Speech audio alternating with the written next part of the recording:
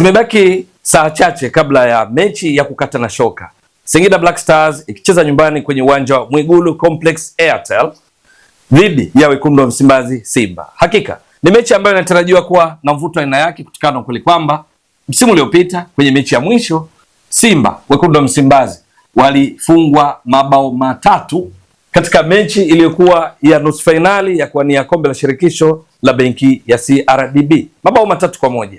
Sasa leo hii katika mechi ya kwanza inayokutanisha timu hizo kwenye msimu wa ligi kuu Tanzania bara 2025-26, Simba wanaonekana kuwa vizuri zaidi, wanakwenda kukutana na Singida Black Stars ambayo mwenendo wake mpaka sasa kwa msimu huu ni wa kusuasua kulinganisha na kile wanachofanya Simba.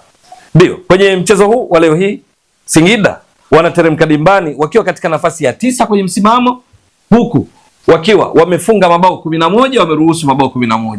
Kwa lugha nyingine, idadi ya mabao wanayofunga na kuruhusu inaendana sawa. Goal difference ni 0, yani tofauti ya mabao ya kufunga na kuruhusu.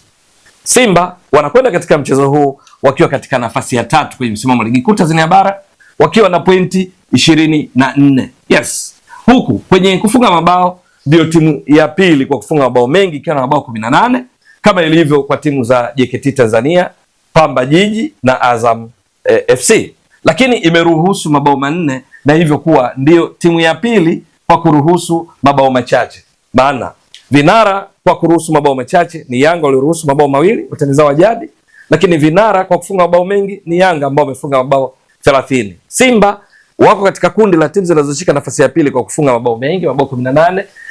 Ipo miongoni mwa timu mbili zilizoruhusu mabao machache, mabao 4, yenyewe na Azam FC. Sasa kwenye makaratasi maana yake ni kwamba Simba inaonekana iko vizuri zaidi.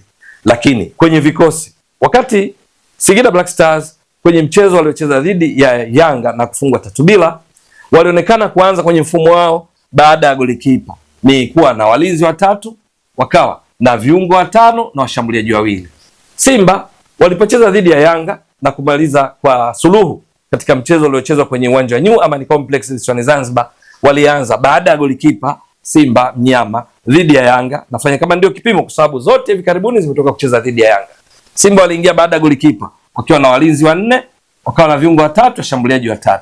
Singida kwenye mfumo wao huu dhidi ya Yanga walipoteza mechi hii kwa mabao 3-0. Maana ni mechi ambayo ilichezwa kwenye uwanja wao wa Mwigulu Complex Airtel ambako ndiko muda mchache ujao wanakwenda kucheza dhidi ya Simba. Lakini Simba kwenye mchezo huu uliisha kwa suluhu, ambapo ni mechi ambayo Simba walimiliki mpira zaidi kwa ujumla wake kwa 51% kulinganisha na Yanga waliomiliki kwa 49% wakiwa wenyeji. Ni mechi ambayo Simba kwenye mashuti dhidi ya Yanga walipiga mashuti mingi zaidi. Yanga walipiga mashuti 6, 2 yalilenga shabaha. Simba walipiga mashuti 8, 3 yalilenga shabaha katika mechi ambayo kwa ujumla wake Simba walionekana kucheza vizuri zaidi. Lakini vikosi hivyo hivyo kwa muundo ule ule, kwa mfano, ndivyo ambavyo makocha benchi la ufundi la Singida Black Stars wekundu wa Msimbazi Simba chini ya Steve Becker kwa mfano wakarejea kupanga vivyo hivyo. Maana yake itakuwa kama ifuatavyo: golikipa Metacha Mnata kwa Singida Black Stars. Leo hii yupo pia Abasogi Amasi ambaye katika mechi dhidi ya Yanga hakupata nafasi ya kucheza kwa sababu alikuwa akitumikia adhabu ya ndani ya klabu yake, lakini hivi karibuni wamemsamehe, yumo katika kikosi chao. Kocha ataamua kama aendelee kuwa na Metacha Mnata ama acheze yeye.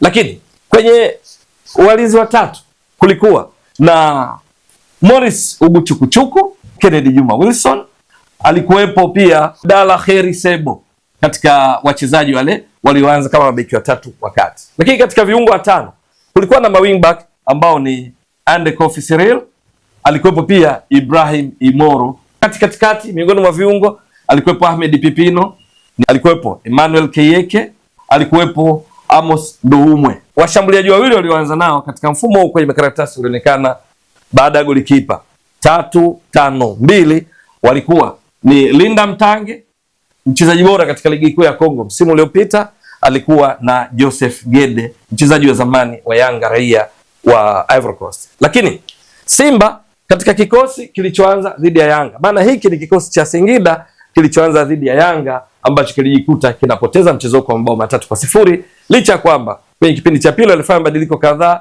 ikiwemo kuingia kwa mfungaji bora katika ligi kuu ya Kongo msimu uliopita. Hosu Mwaku Malanga aliingia vile vile mshambuliaji nyota kutoka Jamhuri ya Kenya. Hapa tunazungumzia Elvis Baranga Rupia. Aliingia mchezaji nyota wa Tanzania Ayubu Lianga, ni miongoni mwa waliokuja kuingia kuongeza nguvu katika kipindi cha pili, lakini bado walipoteza kwa mabao 3-0. Wao wekundu wa Msimbazi Simba katika kikosi kilichocheza dhidi ya Yanga, golikipa alianza Hussein Abel, yes.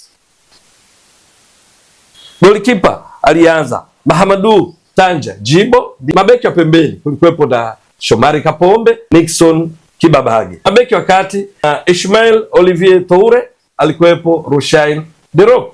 Lakini katika viungo watatu kulikuwa Alassane Maodo Kante, alikuwepo Cletus Chota Chama. Katika wale walioanza kwenye viungo watatu alikuwepo Alassane Maodo Kante, alikuwepo Yusuf Kagoma, yes. Chama, Cletus Chota Chama, Yusuf Kagoma, alikuwepo Alassane Maodo Kante. Wakati washambuliaji watatu, kocha Steve Beck alianza na Force 9 mshambuliaji bandia ambaye ni Ino Jospin Loemba alianza, alikuwepo Libase Geye, halafu upande mwingine alikuwepo Anise Ura. Ni mechi ambayo ndio mwisho wa siku Simba walitawala zaidi kwa ujumla katika mchezo ambao mpaka mapumziko walikuwa wanamiliki mpira 57%, wakiwa wamepiga mashuti 3 mawili on target. Yanga mpaka mapumziko wamepiga mashuti 3, hawana shuti lolote la kulenga shabaha, lakini kipindi cha pili ndipo ambapo Simba walikuja kuongeza shuti moja la kulenga shabaha, Yanga wakapiga mashuti mawili ya kulenga shabaha. Kwa ujumla ikawa ndio kwa takwimu hizi za Simba, kwa ujumla kupiga mashuti 8 3 on target, Yanga mashuti 6 mawili on target, umiliki wa mpira kwa ujumla kwa wastani ukiwa 49 kwa Yanga, Simba 51%. Kwenye mifumo hii maana yake kwenye kucheza kama wanacheza kwa namna hii ni kwamba hawa mawingback ndio wanaotegemewa kuibeba Singida katika kutekeleza mfumo wa namna ya kushambulia na kuzuia, kwa sababu Ibrahim Imoro matarajio ni kwamba yeye ndo anaongeza mapana ya uwanja, halafu ndivyo ambavyo anaweza kufanya Andy Kofi Cyril kwa upande wa kulia, lakini hao wanaokuwa mawing ndio hao wanakuwa mabeki wakati wanashambuliwa mafullback kwa kurudi nyuma kutekeleza mpango kazi wa kuzuia. Lakini kwenye kushambulia Joseph Gede anaweza kwenda kuanza mbele, halafu nyuma yake ukawa na Linda Mtange akiwa anasubiri mipira ya pili, lakini pia akicheza kama nambari 10 fulani hivi. Lakini kwenye kushambulia Emmanuel Keyeke anatarajiwa kuwa anakwenda mbele kuongeza mashambulizi hayo kama ilivyo kwa Amos Nduumwe, kwenda kuongeza idadi ya wanaoshambulia, huku huyu Ahmed Pipino akisogea eneo la kati kuungana na miongoni mwa mabeki wa kati kuhakikisha wanakabiliana vyema na mashambulizi ya kushtukiza, huku mabeki wa pembeni wao wakifanya kazi ya kushato, tembea katika maeneo ya pembeni wanaposhambulia, naye anakwenda kuongeza mapana ya uwanja kwenda kupiga cross kama anavyoweza kufanya Ibrahim Imoro, ndivyo anavyofanya Andy Kofi Cyril. Lakini wanapozuia wanarudi mara moja kuja kutengeneza ukuta watu watano haraka kabla ya kupata support kutoka kwa kina Pipino, kina Keyeke, Nduumwe kuhakikisha hawafikiwi sana kwenye lango lao. Lakini kwa wekundu wa Msimbazi Simba, mfumo huu kama wanaanza nao, maana yake hawa washambuliaji watatu, huyu Loemba atakuwa ndiye kama mshambuliaji kinara, huku mashambulizi mengi yakiwaelekeza kwa kina Aniset Ura na Libase Geye kutumia uwezo wao mkubwa wa kupiga chenga, kuingia ndani kwa ajili ya kufanya diagonal runs, mikimbio mshazari, ili kupiga mashuti ya kulenga shabaha, kwa sababu Libase Geye goli lake lenye nguvu zaidi ni la kushoto, akiingia ndani kuliona lango na kujaribu kupiga shuti kama ambavyo anaweza kufanya Anise Ura ambaye goli lake lenye nguvu zaidi ni la kulia, afanye vivyo hivyo. Wakifanya hayo, support inatoka kwa Cletus Chota Chama. Cletus Chota Chama anakuwa nyuma ya Loemba. Wakati huo huyu Yusuf Kagoma yeye anaungana na mabeki wakati kina Rushain Derok pamoja na Ismail Olivier Toure kuhakikisha hawaathiriwi na mashambulizi ya kujibu. Lakini hawa mabeki wa pembeni, Nixon Kibabage, Shomari Kapombe, Simba anapokwenda kushambulia, hawa ndio wenye jukumu la kwenda kuongeza mapana ya uwanja na kutoa nafasi sasa kwa Libase Geye, kwa Nise Ura kuingia ndani. Ni aina ya uchezaji ambao imefanya Simba hivi karibuni wawe kwenye kiwango bora, na ndio maana wamefunga mabao 18, wameruhusu mabao 4 kwa sababu wanapozuia pia wanakuwa kwenye idadi kubwa. Mechi dhidi ya Singida Black Stars leo hii kwao ni fursa ya kulipiza kisasi baada ya mchezo wao wa mwisho wa kukutanisha kwenye kombe la shirikisho la benki CRDB Simba kupoteza. Wanaweza kulipiza kisasi leo hii endapo watakuwa kwenye kiwango cha ubora na kutimiza mipango kazi ya kocha Steve Becker, ili mwisho wa siku waue ndege wawili kwa jiwe moja, kwamba walipize kisasi kwa timu ambayo iliwakwamisha kwenye safari yao ya kuwania taji la kombe la shirikisho la benki CRDB msimu uliopita, lakini pia kuongeza idadi ya points walizo nazo hivi sasa 24, wakishinda wanafikisha pointi 27. JKT Tanzania bado wataendelea kuwa juu ya Simba kwa sababu wana pointi 28.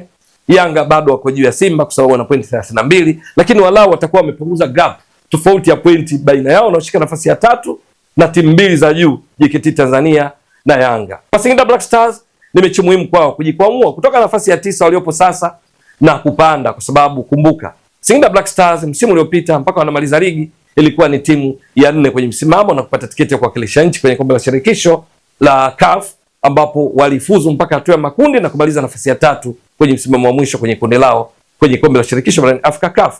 Hivyo kuwa katika nafasi ya 9 wakiwa na udhaifu wa mabao wanayofunga ndio sawa na idadi ya mabao wanayoruhusu, leo ni nafasi kwao kurekebisha mwenendo wa mambo kwa kupata ushindi kibidi wa nyumbani na pia kuwafariji mashabiki wao, wapenzi, wanachama baada ya kupoteza mchezo wa mwisho.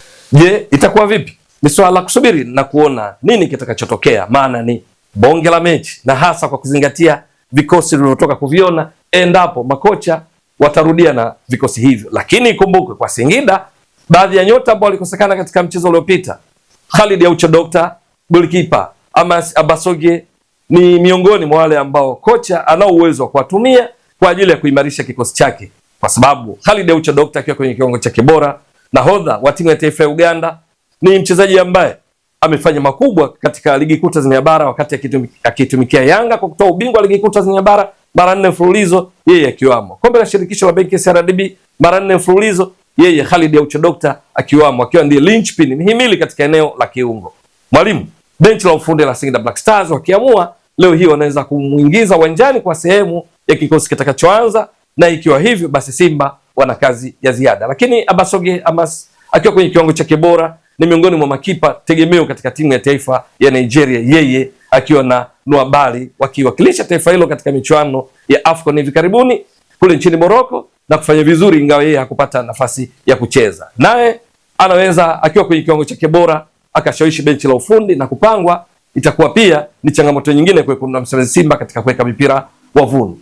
Itakuwa vipi katika mchezo huu? Ni swala la kusubiri. Ewe mtazamaji wa Mbwaduke Stats Sport Next Level, endelea kuunga mkono channel hii kwa kuhakikisha kwamba una subscribe, una share, una like na kucomment. Wasilishaji wako ni mimi Ramadhani Mbwaduke almaarufu kama Mzee wa Data. Shukran jazila. Bye bye.